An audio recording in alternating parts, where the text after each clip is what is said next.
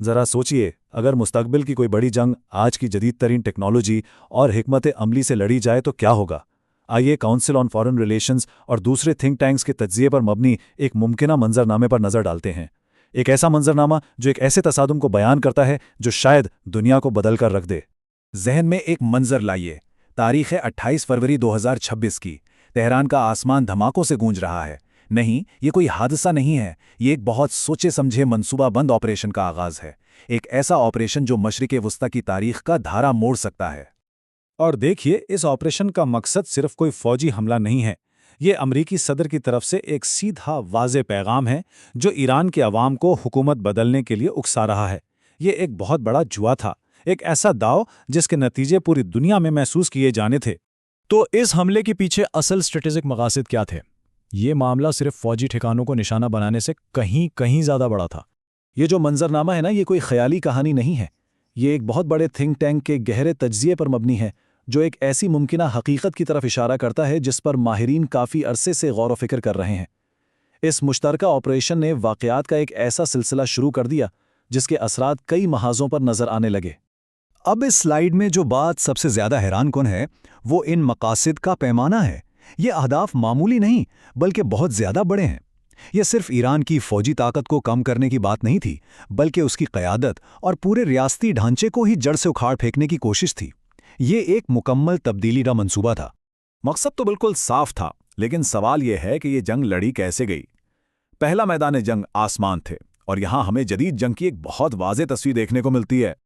यहाँ टेक्नोलॉजी का फ़र्क बिल्कुल साफ नज़र आता है। एक तरफ जदीद तरीन स्टेल्थ टेक्नोलॉजी और दूसरी तरफ कई दहाइयाँ पुराने तैयारे। तज्ज़ियाकार इसे डेटरेंस गैप कहते हैं, यानी दिफाई सलाहियतों में इतना बड़ा फ़र्क कि ईरान फ़ज़ाई हमलों के सामने बिल्कुल बेबस होकर रह गया था। और इस फ़िज़ाई बर्तरी के ठोस नताइज भी फ़ौरन सामने आए। इत्तलात के मुताबिक सिर्फ 12 दिनों के अंदर ईरान के 120 मोबाइल मिसाइल लॉन्चर्स तबाह कर दिए गए। ये उसकी कुल सलाहियत का तकरीबन 1/3 हिस्सा था। ये इस बात की एक ज़बरदस्त मिसाल है कि किस तरह फ़िज़ाई ताकत ज़मीन पर मौजूद खतरात को बेअसर कर सकती है। लेकिन कहानी सिर्फ हमले की नहीं है। दिफाई टेक्नोलॉजी में भी एक इनकलाब आ रहा था। यह है आयरन बीम सिस्टम, एक ऐसी चीज जो जंग के उसूल बदल रही है। जरा इसके बारे में सोचिए। एक ऐसा दिफाई निज़ाम जो रोशनी की रफ्तार से काम करता है, जिसमें गोला बारूद कभी ख़त्म ही नहीं होता और जिसकी लागत तकरीबन 0 है। ये ड्रोन और मिसाइल जैसे सस्ते खतरात के खिलाफ एक हकीकी गेम चेंजर है जो रिवायती महंगे दिफाई मिसाइलों के मुकाबले में कहीं ज़्यादा मौसर है। अब आते हैं अगले महाज पर। यह जंग सिर्फ आसमानों में नहीं लड़ी जा रही थी। एक और मैदान जंग भी था जो नज़र तो नहीं आता लेकिन उतना ही अहम था, और वो था साइबर स्पेस। ये जदीद दौर के तनाज़ुआत का एक बुनियादी असूल बन चुका है, यानी जिस्मानी हमलों के साथ साथ डिजिटल इंफ्रास्ट्रक्चर पर भी हमले होते हैं जो मुआसलात, कंट्रोल और यहाँ तक कि अवाम की राय को भी निशाना बनाते हैं। ये स्लाइड बड़ी खूबसूरती से ये वाज़े करती है कि साइबर हमले किस तरह ज़मीनी कार्रवाइयों को सपोर्ट करते हैं।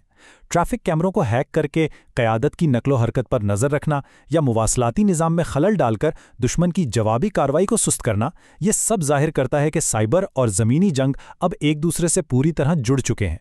इस लड़ाई के असरात सिर्फ मैदान जंग तक महदूद नहीं थे, इसने पूरी आलमी मईशत में हलचल मचा दी थी। ये एक ऐसा सवाल है जो हर किसी के जहन में आता है। जब दुनिया के इतने अहम हिस्से में अदम इस्तेहकाम पैदा होता है तो इसके असरात आलमी मंडियों, तेल की कीमतों और सरमायाकारी पर कैसे पड़ते हैं। अगर हम तारीखी आदाद शुमार को देखें तो एक बड़ा दिलचस्प पैटर्न सामने आता है। तनाज़ात के शुरू में मार्केटें अक्सर तेज़ी से गिरती हैं, जैसे कि यहाँ -17% और -12% की गिरावट नज़र आ रही है। लेकिन इसके बाद बहाली का अमल मुख्तलिफ हो सकता है।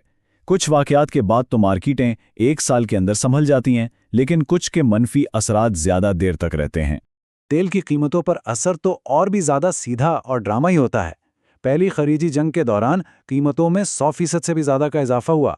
मशरिक़ वस्ता के तनाज़ुआत फ़ौरन ही तेल की सप्लाई के बारे में खदशात पैदा करते हैं, जिससे दुनिया भर में कीमतें आसमान से बातें करने लगती हैं। अब हम इस तज्ज़िये के सबसे पेचीदा हिस्से की तरफ आते हैं। जब धूल बैठ गई तो असल फातेह कौन था? इसका जवाब इस बात पर मुनहसर है कि यह सवाल पूछा किससे जा रहा है। مغربی اسٹریٹجک نقطۂ نظر سے دیکھا جائے تو فوجی آپریشن بھلے ہی کامیاب رہا ہو، لیکن اس کا بنیادی مقصد یعنی حکومت کی تبدیلی حاصل نہیں ہو سکا۔ ان کا ماننا ہے کہ ایران کا نظام اگرچہ کمزور ہو گیا لیکن اپنی جگہ قائم رہا۔ لیکن اس کے بالکل برعکس ایک اور بیانیہ بھی ہے۔ اس کے مطابق ایران نے روایتی جنگ کو غیر روایتی حربوں سے چیلنج کر کے ایک اسٹریٹجک فتح حاصل کی۔ انہوں نے یہ ثابت کیا کہ تکنیکی طور پر کمزور طاقت بھی ایک جدید فوج کو چیلنج کر سکتی ہے۔ تو یہاں دو بالکل مختلف کہانیاں ہیں۔ ایک طرف ٹیکنیکل برتری اور ٹیکٹیکل کامیابی کا بیانیہ ہے، اور دوسری طرف اسٹریٹجک بقا اور جنگ کے نئے اصول قائم کرنے کا دعویٰ ہے۔ یعنی فتح کی تعریف خود ایک میدان جنگ بن گئی۔ اور یہ چیز ہمیں اس تجزیے کے مرکزی سوال پر لا کر کھڑا کر دیتی ہے، کیا مستقبل کی جنگیں سب سے جدید ہتھیاروں والی طاقتیں جیتیں گی، یا وہ جو غیر متوقع حالات میں خود کو ڈھالنے، زندہ رہنے اور جوابی کارروائی کرنے کی سب سے زیادہ صلاحیت رکھتی ہیں؟ اس کا جواب آنے والے تنازعات کی شکل متعین کرے گا۔